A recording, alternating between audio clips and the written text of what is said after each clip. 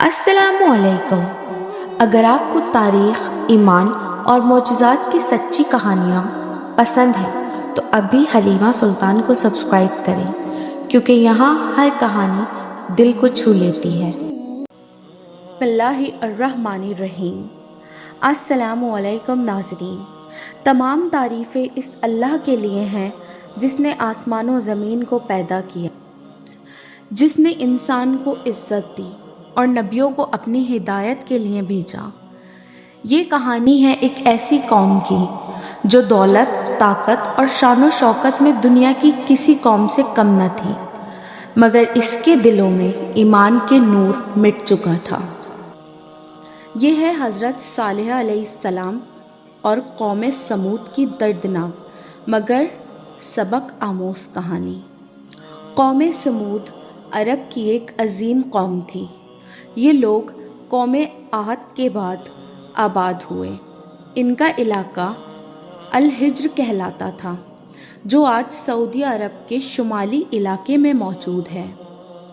یہ لوگ بہت طاقتور، ذہین اور کاریگر تھے۔ وہ پہاڑوں کو تراش کر بڑے بڑے محل بناتے۔ ان کی عمارتیں سنگ مرمر سے بنی ہوتی، باغات ہرے بھرے، نہریں بہتی تھیں۔ دنیا ان کی تعمیراتی پر رشک کرتی تھی، لیکن ان کے دلوں میں غرور، ناشکری اور شرک بس گیا تھا۔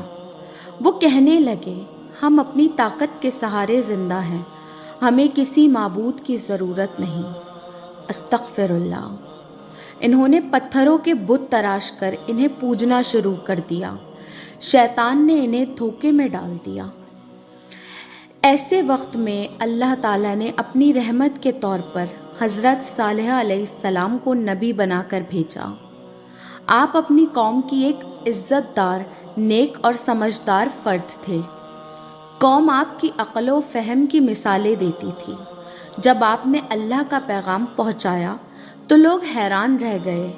آپ نے فرمایا، اے میری قوم، اللہ کی عبادت کرو، اس کے سوا تمہارا کوئی معبود نہیں۔ اس نے تمہیں زمین پر آباد کیا، تمہیں طاقت دی، تمہارے لیے پہاڑوں کو نرم کی، پھر تم کیوں اس کا شکر ادا نہیں کرتے؟ مگر قوم نے تکبر سے جواب دیا، اے صالح، تم تو ہمارے ہی جیسے ایک انسان ہو، ہم تمہاری بات پر کیوں یقین کریں؟ اگر تم واقعی نبی ہو تو کوئی نشانی دکھاؤ۔ کچھ لوگ تمسخر کے انداز میں ہنسنے لگے۔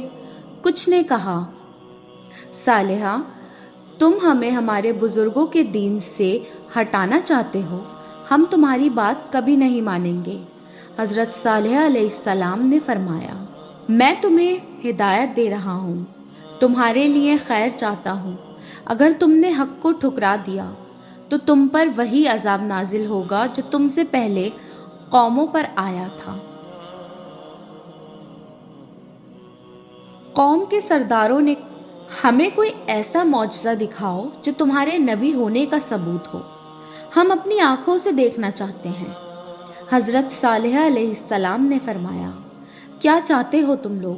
انہوں نے کہا، اگر تم سچے نبی ہو تو اس پہاڑ سے ہمارے سامنے ایک زندہ اونٹنی پیدا کر دو، جو اپنی آنکھوں سے ہم دیکھیں، اور وہ اونٹنی عام جانوروں کی طرح زندہ رہے۔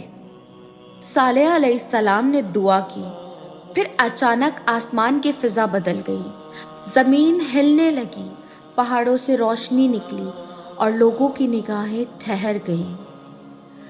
پہاڑ کی چوٹی پھٹی اور اس میں سے ایک عظیم نورانی اونٹنی باہر نکلی۔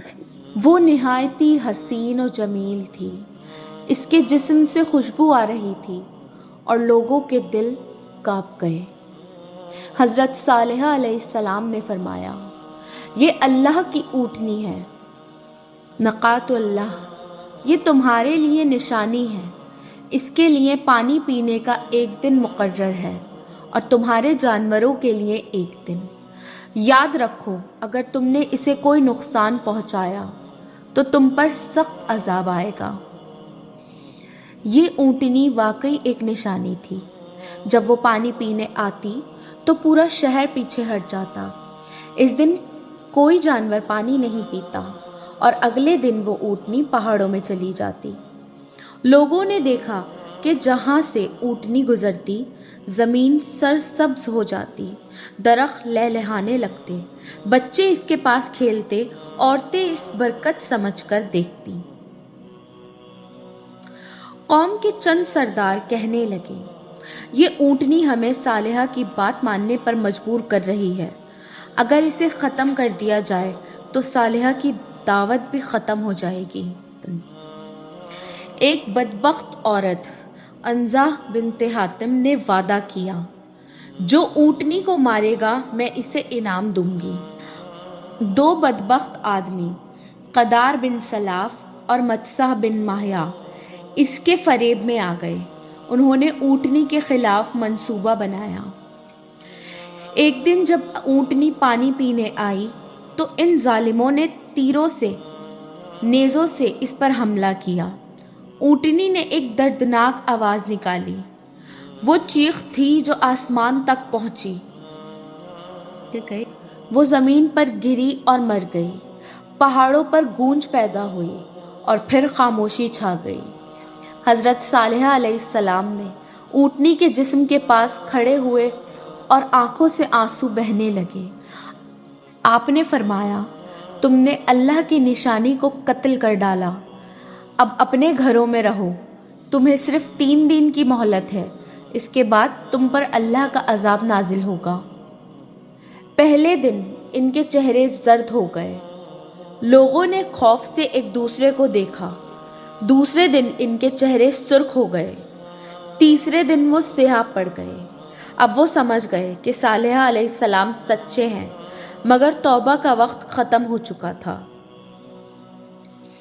صبح ہوئی، آسمان سے ایک خوفناک آواز گونجی، زمین لرزنے لگی، پہاڑ ہلنے لگے، مکان گرنے لگے اور ایک لمحے میں پوری قوم فنا ہو گئی۔ قرآن کہتا ہے، انہیں ایک چنگاڑ نے پکڑ لیا اور وہ اپنے گھروں میں اوندھے پڑے رہ گئے۔ حضرت صالحہ علیہ السلام ان ویران گھروں کے درمیان کھڑے تھے، ہر طرف خاموشی تھی، مٹی اڑ رہی تھی اور کبھی ہنستی کھیلتی قوم کا نام و نشان مٹ چکا تھا۔ آپ نے فرمایا، اے میری قوم، میں نے تمہیں اپنے رب کا پیغام پہنچا دیا تھا، مگر تم نے نافرمانی کی، تم نے دنیا کو چنا اور اپنے رب کو کھو دیا۔ پھر آپ ایمان والوں کے ساتھ اس بستی سے ہجرت کر گئے۔ آج بھی میدان صالحہ کے کھنڈر موجود ہیں، پہاڑوں میں تراشے گئے گھر جنہیں دیکھ کر انسان کا دل کانپ اٹھتا ہے۔ قرآن میں فرمایا گیا، اور قوم سمود کو ہم نے ہلاک کیا کیونکہ انہوں نے اپنے رب کی نافرمانی کی اور اس کی نشانیوں کو جھٹلایا۔ سورۃ الشمس 15:11۔ حضرت صالحہ علیہ السلام کا واقعہ ہمیں یہ سکھاتا ہے، غرور اور تکبر ہلاکت کا سبب ہے۔ اللہ کی نشانیوں کی بے ادبی تباہی لاتی ہے۔ ایمان، صبر اور شکر ہی نجات کا راستہ ہے۔ جو اللہ پر یقین رکھتا ہے وہ کبھی خسارے میں نہیں رہتا۔ یہ کہانی سن کر ہر دل کانپ جاتا ہے۔ یہ صرف ایک واقعہ نہیں، یہ پیغام ہے کہ اللہ کا وعدہ سچا ہے، اور جو قوم اس کی نافرمانی کرتی ہے اللہ اسے مٹا دیتا ہے۔